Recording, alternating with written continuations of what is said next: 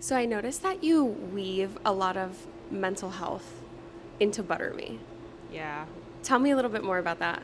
So I was getting my master's in clinical mental health and rehabilitation counseling, and I ended up on this crazy pancake journey when I had my summer off of school, Hmm. and I had full intentions of going back to school. I was going to be a mental health practitioner, and I was going to own a behavioral health facility.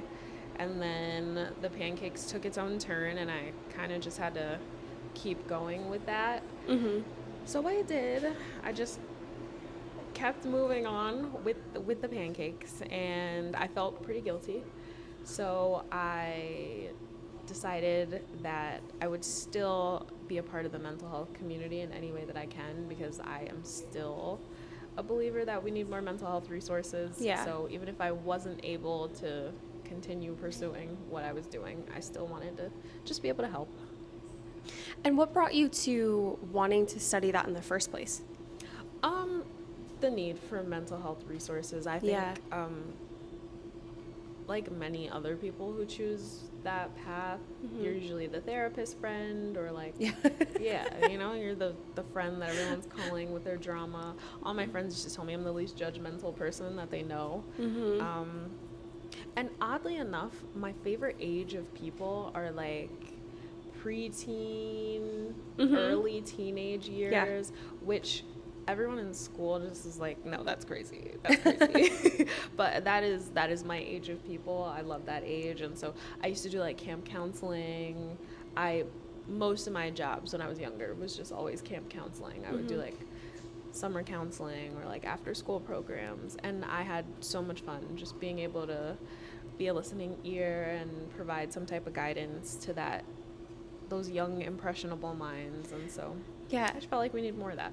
Do you think that you appreciate or have like a love for caring more for that age range because you might have had a difficult time Oh, for during that age sure, for range? sure. Because I I know think, I did. yeah, And that's I why I enjoy like chatting and like everybody's like, no, kids, like toddlers. I'm like, yeah, no, toddlers, teens. toddlers. I I'm like like, no, I like me teens. too. Like, let me talk to a teen. Me too.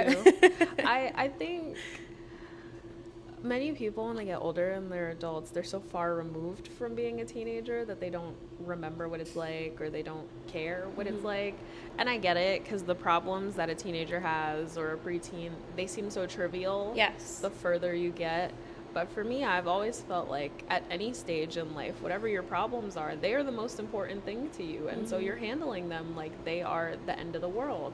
And I feel like, especially kids now, they're so mature, and most of them mature really fast. They just need somebody to listen to them, Yeah. and someone who cares about their problems in the same way that they do, because they are still important, and they're Of still course. emotionally weighing on them the same way your problems are emotionally weighing on you. So I love that age.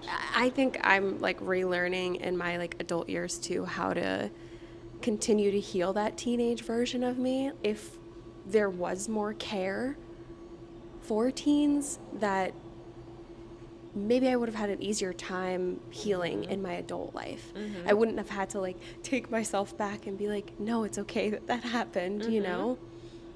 But you needed someone to listen to you. Yeah. Someone to listen, and someone to care as much as you cared Mm-hmm. about something that was definitely pushed to the back burner because you're so young, and everyone's like, these are not real You're problems. not in love. Yeah, yeah, but you're experiencing some really Yeah. intense emotions. Mm-hmm. And even if later in life you realize they're not as intense as you might have thought that they were, they're still intense emotions. Yeah. I mean, I think if my teenage years were just trivial issues, nothing's an issue Yeah. now. Are you kidding? Throw anything at me. It's fine. I'll be good. Yeah. Yeah. Oh, I felt that. What a time. Growing up is so odd. And then you're hormonally changing. Like, Mm-hmm. there's just so much going on. Yeah. I would not go back. Oh man. I don't regret anything, but I also don't think I would go Yeah. back. I No, I regret something. Well, not regret. You know what? I try not to regret anything, because I do feel like that whatever you did shapes you into who you are now. Yes. But there are some things I'd be like, well, I wouldn't do that again. But not regret, not regret. Yeah. What would that be? Um,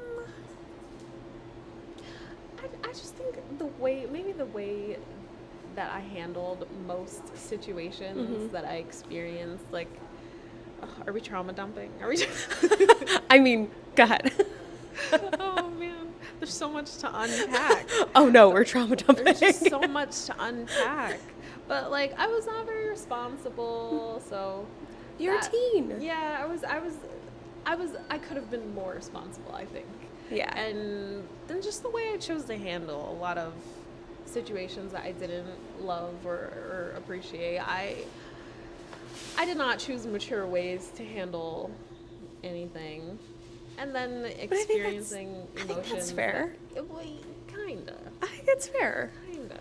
I feel like you do know better and you just sometimes choose not to do better just for the fun of it. But I know you know that, like, that.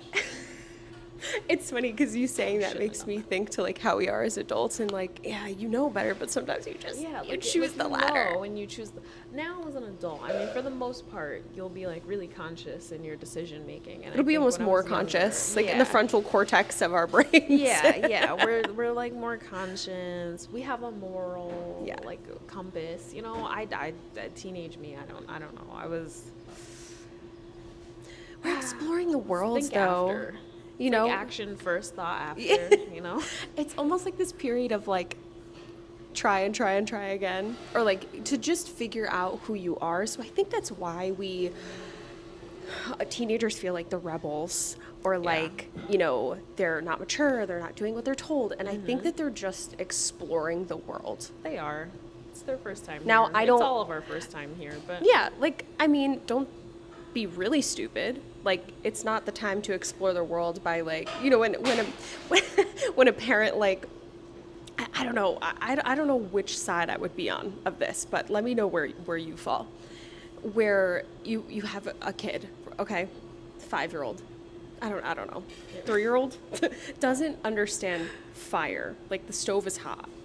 Are you gonna let them touch it? no. Like, are you going to tell them, you know what I mean? Like, are you going to continue to tell them no? Rhetorical question, but like, are you going to continue to tell them no? And then if they keep trying, okay. You know what I mean? Okay, a literal fire, no, but a hot surface, yes. So like, nothing. Especially after you said no, like, no, this is hot. Nothing that would severely harm you. Yeah. But a small little, you know, like just a teacup. Yeah, just a little bit of teacup. heat. That's fine. Touching a literal fire, no. Yeah. But a hot surface, yeah. Yeah. Like the pancake machines are a hot surface. And there are some kids who come in and they stick their hand under the sneeze guard, and I'm like, no, don't touch that, it's hot. And then they'll just like keep doing it, and then I'm like, well, you told them. I don't even know that I could try anymore. And so then when they literally touch the machine, I guess maybe sometimes they have to feel it to really believe you. I don't know. I think it's like a learning process. Yeah. Probably similar to the learning process you went through for opening where we're sitting right now. Oh man. That was a large learning process. I'm still processing, still learning. Teenage years hasn't ended yet. No, I think I'm like still a toddler here. I feel like I'm not growing. My growth is slow. It's really slow, like my mental growth. But I love that you say that, but you already have 2 like brick and mortars. Yeah, I know. We're sitting in one right now. Yeah. And so many people know who you are and who buttermee is. I know, it's really crazy. That's very, so cool. Very crazy thought. Sometimes I like sit and I say to my mom, like, what did I do? What did I do? What did I do? How did I do this? Sometimes I also feel like this was the dumbest thing that I've ever done. And then other times I'm like, no, just see it through. Just see it through. This was a good idea. We need to unpack that. Yeah.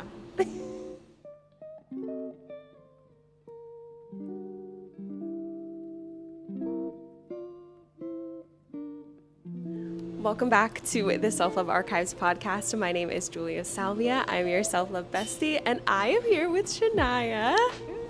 She is the founder of buttermee, and we are sitting in one of her locations right now as we speak in Pier Village in Long Branch, New Jersey. Yes. Hi. Hello. Thanks for having me. Yep. Thanks for having me in your space. Anytime. You're always welcome. Thank you. And thank you for being here on the podcast. Of course. This is my joy. This is fun. This is so much fun. A nice break from just pancakes. Yeah. Well, tell me, we're sitting here and you just told me that you feel like a toddler. Yeah. Still in your business when we are sitting in one of two of your brick and mortars, which is insane. I know. Like, I'm just a girl. No, seriously, I'm just a girl. I'm just a girl. I am lost. It's a lot of winging it and just learning as I go along. I never quite know what I'm doing. Mm-hmm. And then that contributes to me feeling like a toddler, and like a bunch of different things just keep hitting you at one time, and suddenly you're learning how to do something you've never done before. I think every single day you're encountering something you've never done before and never even thought about, and so then you're like, how do I even, like, who do I call for this? And so it's a lot of that. And it always feels like I'm a newborn. Like, I always have questions, and sometimes I feel like, okay, these are probably the dumbest questions ever, like, every day. But they're going to come back around, I feel like. This stupid, quote-unquote, stupid questions always come back around, where you're like, oh, thank God I asked that question, because I wouldn't have known this answer or that answer, you know? Mm-hmm. Yeah. How did you start buttermee? Well, not like this. No, I was in a little cart. I was getting my master's in clinical mental health and rehab counseling, and then I had like the summer off, and so I kind of just decided I wanted to do something fun for the summer. The program was heavy, so I was cooking a lot, and I love to cook. So once we got to the summer, I started to make things that I just didn't really like, because I was doing so much cooking that I was like so uninspired, and I hate pancakes, so I started making pancakes. I know. So you hate pancakes, but you own two pancake I love these pancakes stores. Yes. I hated pancakes because they just felt like they had a horrible mouthfeel, and then they were just like overwhelming, pretty soggy, and they always had like this yellowish color that I didn't appreciate. So I always thought that was just what a pancake was. But I knew that pancakes are so simple that there was no reason I shouldn't like them. So I was like, I'm gonna make a pancake that I like I am. So I looked up how they make pancakes in other countries, and I saw Pufferges in the Netherlands, but those are made with yeast and buckwheat. And then I saw takoyaki, but those have like octopus and stuff in them. So I liked the machine though, because they were these small versions of pancakes. So I was like, oh, but do they do that like classic American buttermilk? And some people were doing it like in the West Coast, but I was like, I live in the East. So I just ordered the machine, and then I was playing around making my own pancakes, and everything I didn't like about pancakes, everything I did like about pancakes, it was encompassed in this little mini form. I got a crispy edge in every bite, and I liked the color better, so I was like, okay, I love this. And then my family was just like, no, you should do something with this. So I got a little cart, and I was going to do bridal expos, and I did bridal expos because I thought I was going to cater.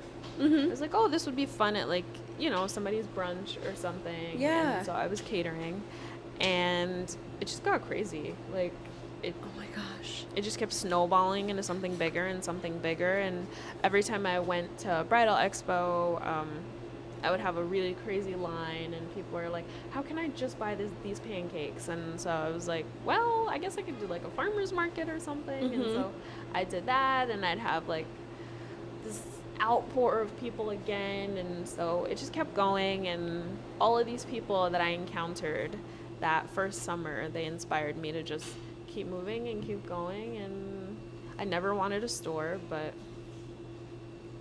it kind of inspired you to say fuck I got pressured. You Oh my got God. pressured. Yeah. I was pressured.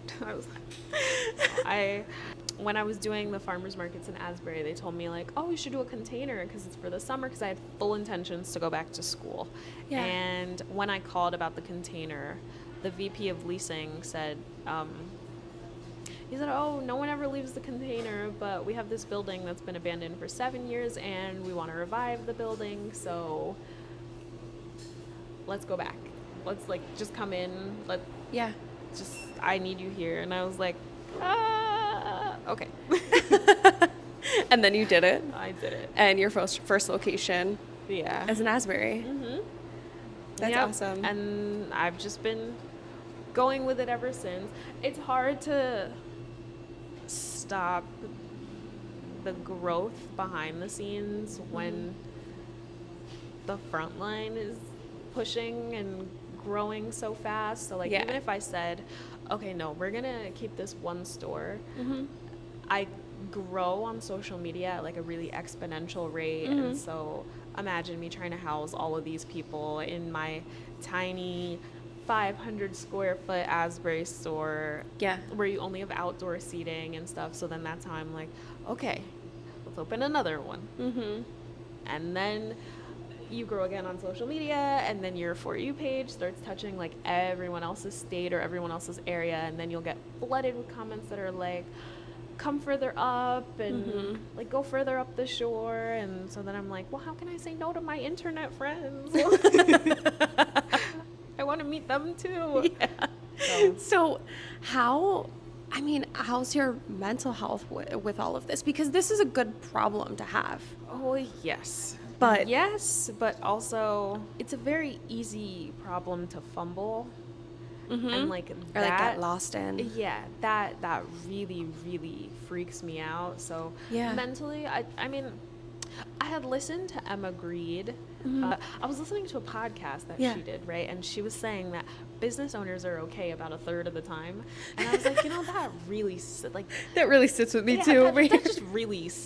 It sat well. And I said, that really describes what I feel like most of the time. A third of the time, I'm okay. And other than that, it feels like the world is on fire. And you're constantly putting out fires because there's no one else to call. And so when anything is wrong, you are getting called first. And either you're getting called first or you're getting called last. And that's because it has snowballed into something that, like, no one else can handle. So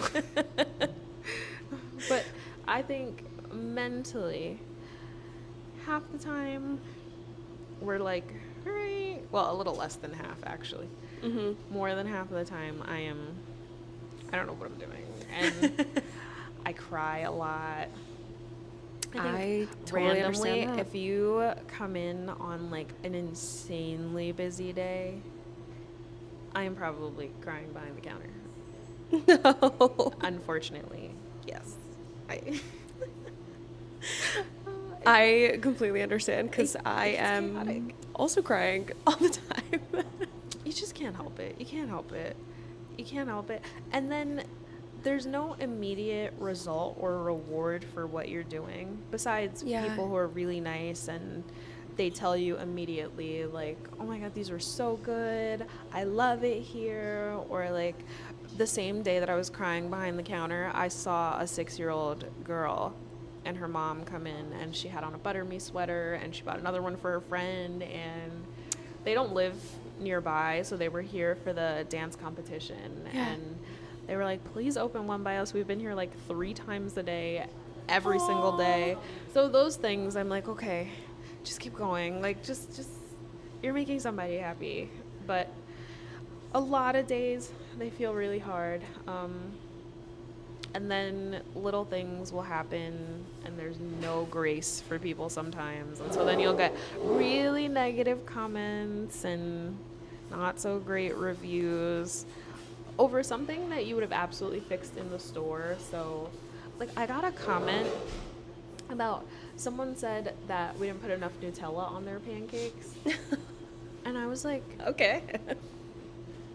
well, first, that's the serving of Nutella.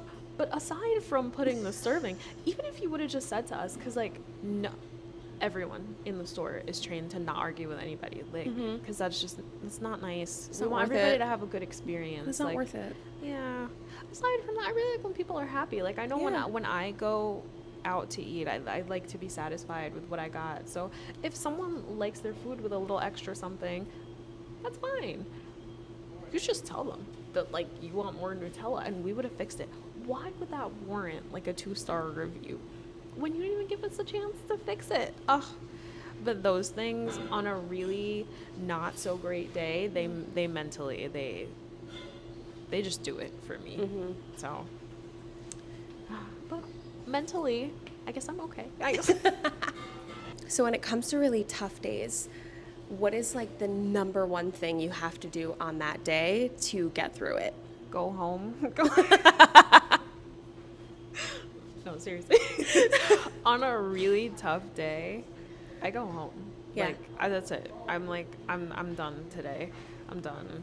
And some days we'll get like when our air kept breaking on a weekly basis. And it was When so I hot heard those it- weeks too. Oh my gosh. When I heard what was wrong with the air, I just started crying, and I was like, this is the electrician. I was like, all right, Joe, I'm going home. I'm going home. I'm going to just call me. Tell me what you find. Tell me what we're doing. I'm going home. I couldn't take anymore. Anytime I am having a really hard day, home. So I'm going home. Yeah. Now, I feel like now in this moment, you have a lot of people that work for you and at the location, so you have the ability to go home in some ways. Do you mean like go home, like close the store, go home? No. Keep the store No. open, go Everyone home. gets pancakes. Everyone From- gets pancakes. From 8 a.m. to 8 p.m., 9 p.m. on the weekends, you're getting your pancakes. If I'm having a mentally hard day and I'm crying and I go home, someone here is not crying, and they're going to make sure you get pancakes. So in a way, like, I have the ability to go home, but then sometimes I really don't. Even though it's so beautiful the way people show up to support businesses when they see them online.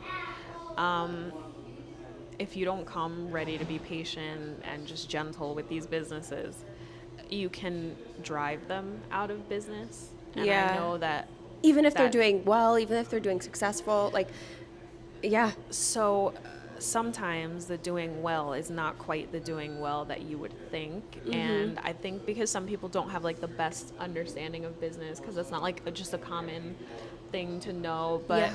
for context, when I first went viral and I had like these insane lines that felt almost unmanageable, in that time, people are driving from so far, and they're coming, they are in this long line, you don't want to disappoint them, and so you are running out of stuff, but you're trying to replenish really fast, and so you'll order on DoorDash, you'll run to the closest grocery store. Yeah. And in Asbury, your closest grocery store is like really small owned, family owned, and they're charging you about $9 for a heavy cream. Like, Yeah. So you don't make any money. At that point, you're practically just giving stuff away. Yeah. Because all the ingredients are costing you like triple the price. And so you didn't make any money, but then also your machines are not built for the kind of capacity that people are like lined up for, and so then you have to essentially throw away literally everything you bought. Like, I had to, when I first went viral, I had to throw away everything that I bought.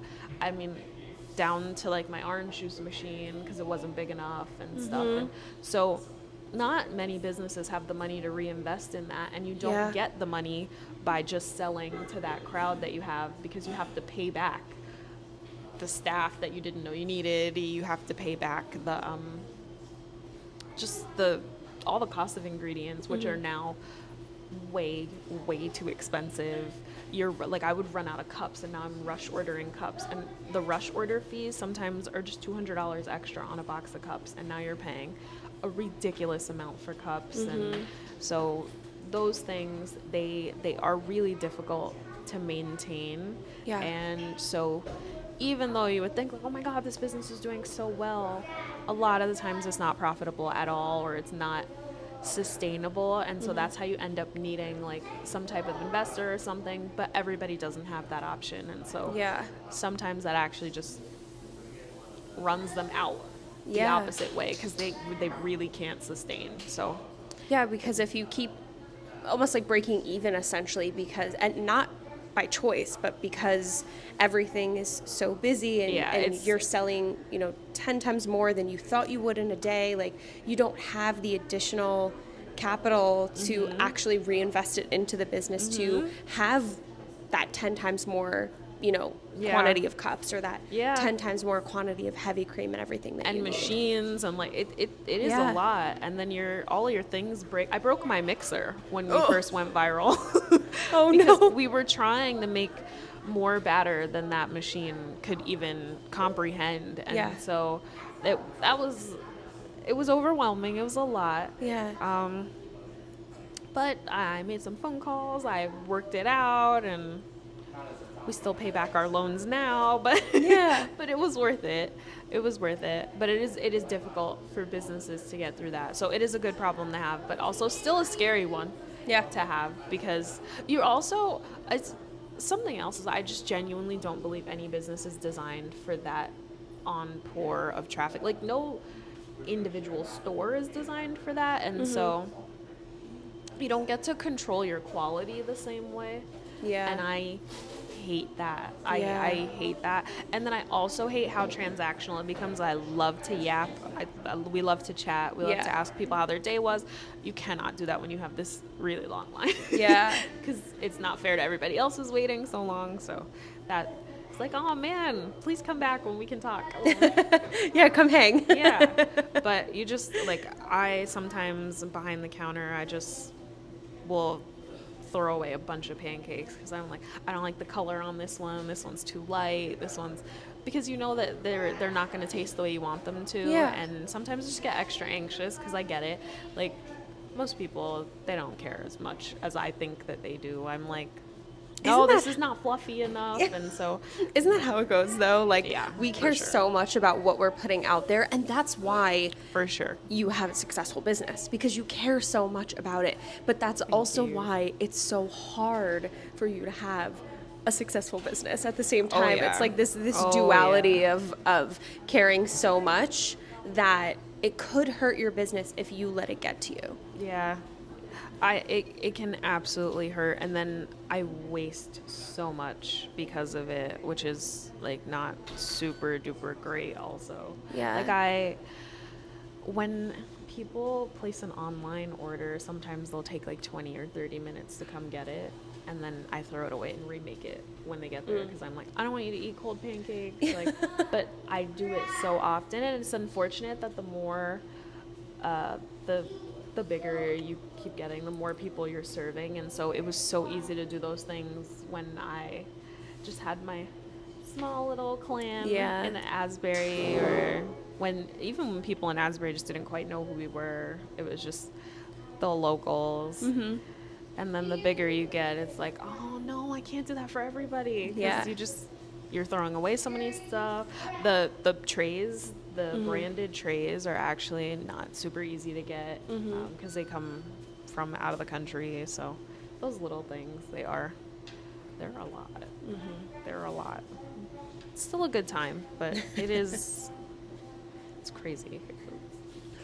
If there was something that you wanted to tell someone who's wanting to open up a business and kind of just go for it, because that's kind of like what you did. You just went for it. And Yeah. here we are today, sitting here in one of your locations with tons of people that love your pancakes, including myself, Oh, I love them.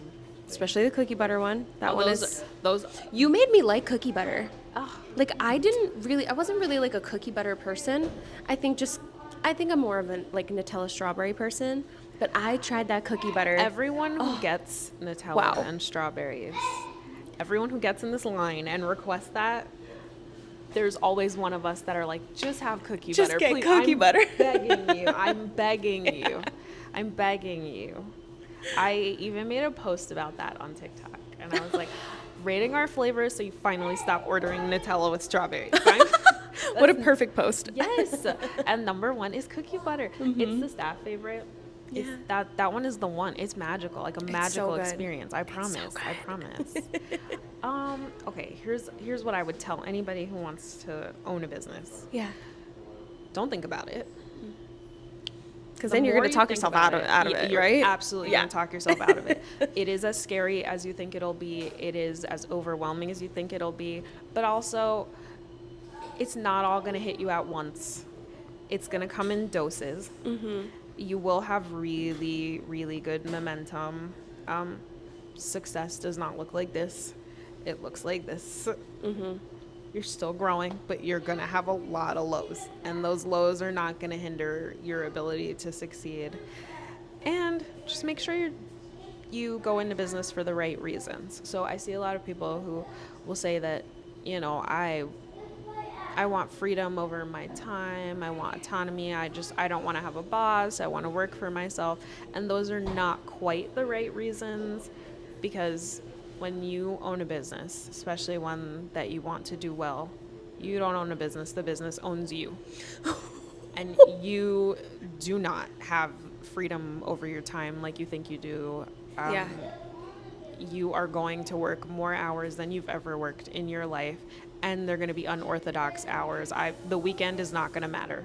Sometimes the weekends are your busiest days. That's when all the events are going on, or just anything that you have to be a part of. And they're going to happen on the weekends. They're going to happen really early in the morning. You're going to get phone calls really late at night. And so if you're not doing it for the right reasons, it's hard to make it through. Yeah.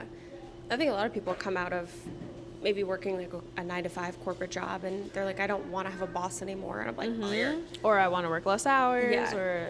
That'll happen eventually. Yes. When you own a business, but it's definitely not now. Nope, not right now. It's not immediate. It's going to take some time.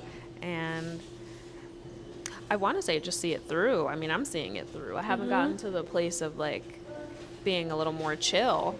I am always the girl that's running up and down the boardwalk. So if you see anyone doing that, that's probably me. Just see anyone sprinting down the boardwalk, that's most likely me. Please say hi.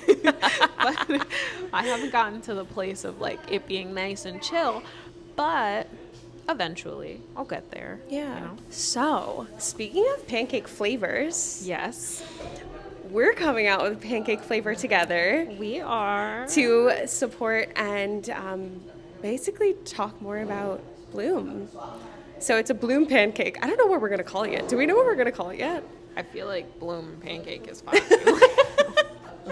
So tell me more about the flavors in the pancake. So it's gonna be a lemon ricotta pancake. I feel like, I don't know if it should come with fresh strawberries or if I should just encourage people to add it. Mm-hmm. But like, we always have strawberries in here, and we think you should put strawberries on everything. So Strawberries are great. I would put strawberries on the cookie batter. people do that. Okay, yeah. People do that a lot. Yeah, I would do that. But I'm so excited. This weekend that you're hearing this podcast, it will be available for purchase at both locations. Yes. And we're still trying to figure out the logistics, because we're filming this a little in advance, but we're figuring out the logistics on the giveaway. But you'll win tickets to Bloom, some pancake stacks. All those details are going to be in the description down below. But I'm excited. And we're gonna go actually make some right now. Yes, let's go make some pancakes. So let's go make some pancakes. Wow. You're doing amazing. Yeah. You're hired. Some of them aren't perfectly in the little hole there. Are you looking for a hobby for you? Wow. Beautiful. I did that pretty quick too. Beautiful. So first is a little whipped cream. Always whipped cream and powdered sugar. Always every pancake. Okay, always whipped cream and powdered sugar. Unless you don't want it, then we don't put it on. But always whipped cream and powdered sugar. It makes it look so pretty. Yeah. Then some maple syrup.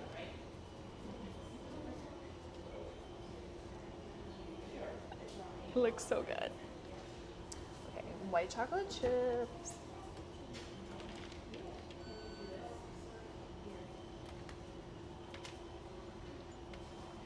Okay. Full trust in me. Okay. Some little edible flowers. Yes, edible flowers. They're so pretty. And then our little lemon. Okay. Beautiful. I love it. It's so cute. Oh, the bloom pancakes. The bloom stack. We're gonna have to cheers. Okay, let's get more white chocolate in there so I can mask the taste. Yeah. This is probably cold. Is it recording? Okay. Cheers. Yeah.